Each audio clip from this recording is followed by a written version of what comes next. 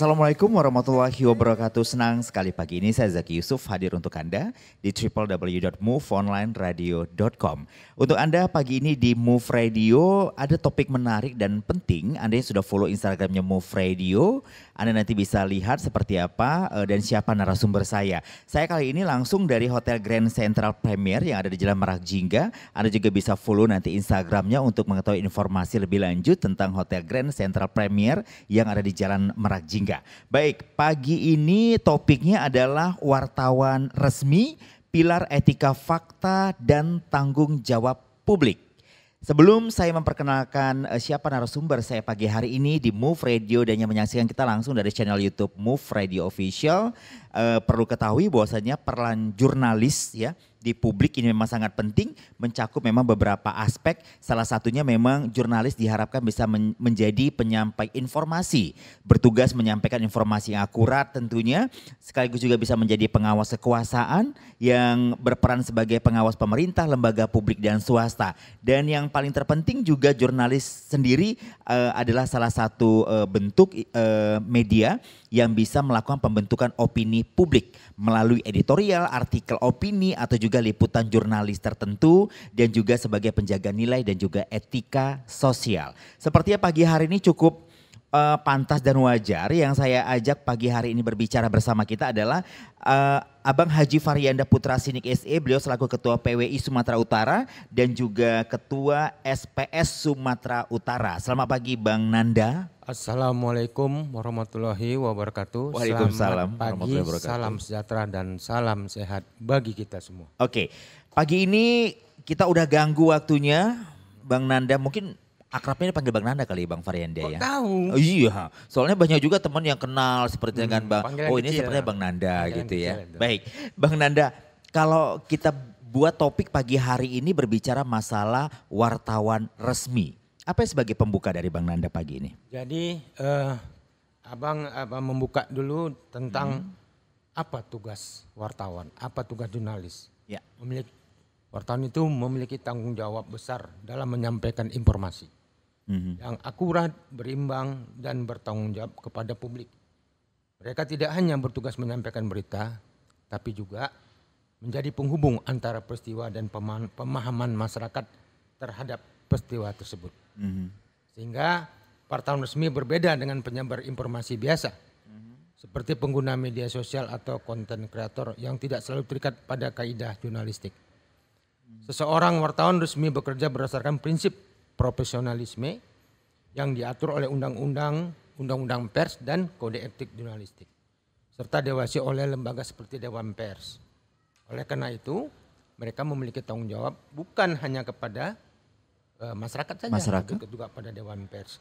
Jadi mereka memiliki tanggung jawab lebih besar dalam menjamin kualitas, akurasi, kredibilitas informasi yang mereka sajikan. Oke, itu mungkin menjadi mukadimah di awal ya Bang Nanda ya. Tapi yang ingin kita coba blurkan berbicara kita pagi hari ini, berbicara masalah wartawan resmi, di dalamnya ada etika juga, ada kode etik jurnalistik yang harus dijaga sebenarnya. Betul. Melihat sekarang peran media kan cukup penting ini Bang Nanda. Melihat situasi dan ekonomi negara, media diharapkan untuk bisa lebih gesit dan juga lebih terbuka, transparan untuk menyampaikan beritanya. Saya ingin berbicara masalah transparansi media ini sendiri. Saat ini media yang berkembang dengan banyaknya media online juga gitu ya Bang Nanda ya. Apakah sudah cukup transparan?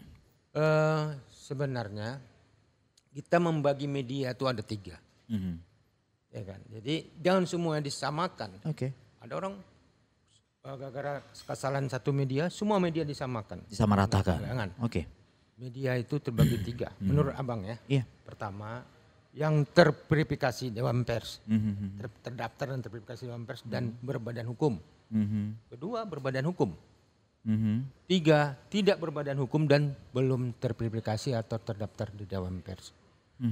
Keyakinan abang, yang 1 dan 2 ini kemungkinan besar mereka memenuhi kaidah-kaidah jurnalistik. KIJ ya?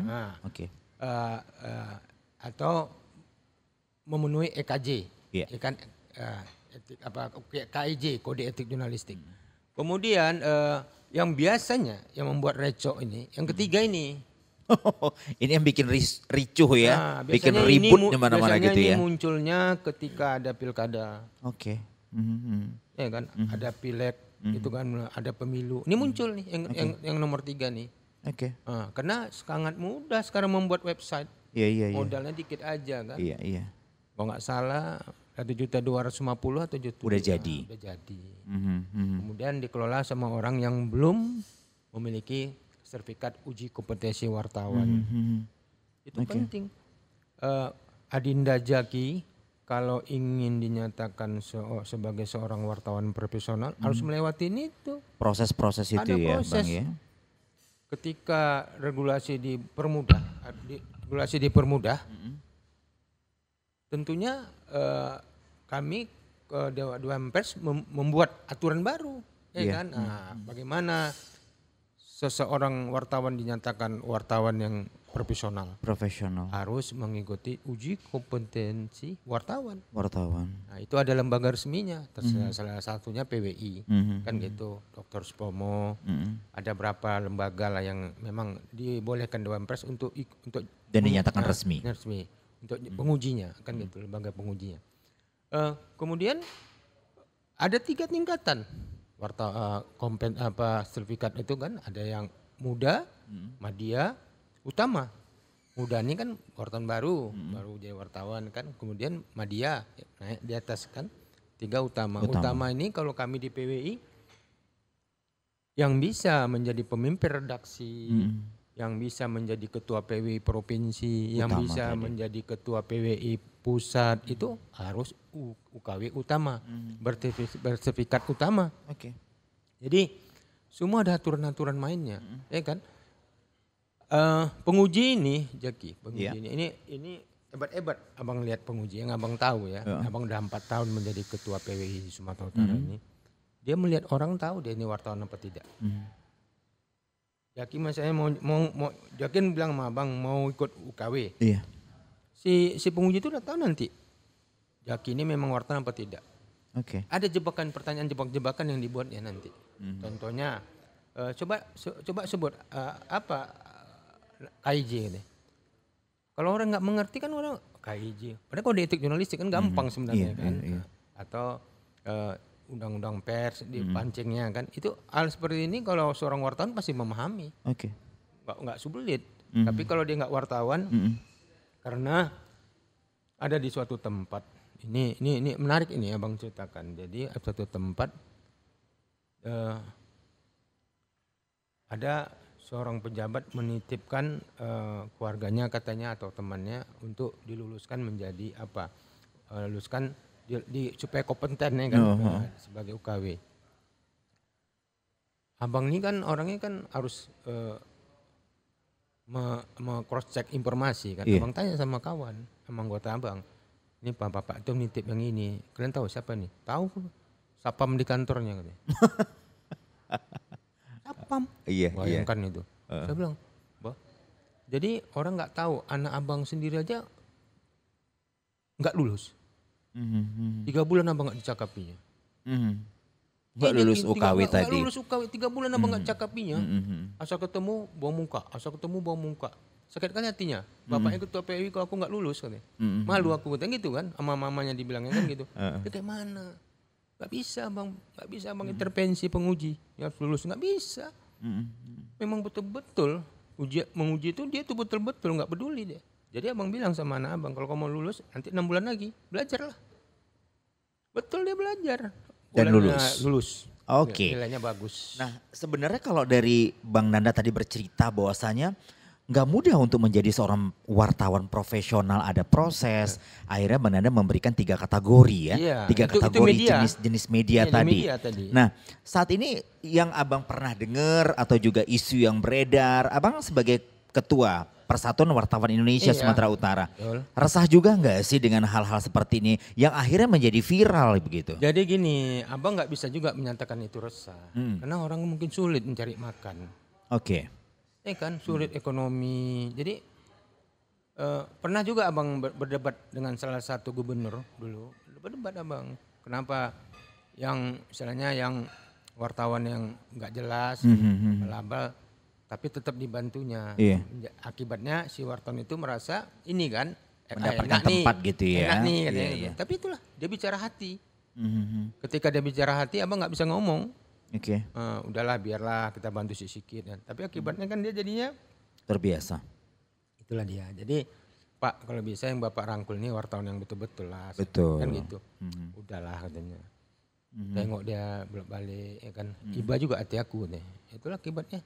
Oke. Jadi semua ini tidak sendiri. Abang nggak bisa sendiri. Harus memang dari semuanya ikut kalau memang kita mau menertibkan. Betul. Tapi pun kalau kita bicara hati, ya udahlah ya kan. Kadang-kadang dalam situasi sekarang ini sulit orang dapat kerja. Mungkin dengan jadi sebagai wartawan dia bisa dapat kan bawa pulang untuk istrinya. Tapi begitulah kondisinya.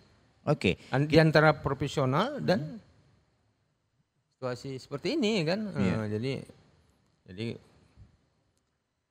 kalau ditunjukkan yang kau tengok itu katanya kan. Iba juga memang. Ada iba tapi maunya aja buat nama wartawan ya. Betul, kan? betul. Membantu gitu lah kira-kira. Baik, di segmen kedua nanti kita akan coba bicara lebih detail lagi sebenarnya penting nggak sih sebuah instansi pemerintah atau lembaga resmi meminta kejelasan dari wartawan yang mungkin sering datang ke kantornya atau beberapa yang mengaku-ngaku sebagai PR seperti ini seperti apa? Nanti dari Bang Faryanda tentunya ingin menjelaskan. Kita harus break dulu Bang Faryanda. Nanti di www.moveonlineradio.com. Nanti Anda bisa bergabung di 0813 5235 1000. Line telepon bisa Anda gunakan untuk WhatsApp atau juga langsung terhubung dengan kita nanti. Kita kembali sesaat lagi.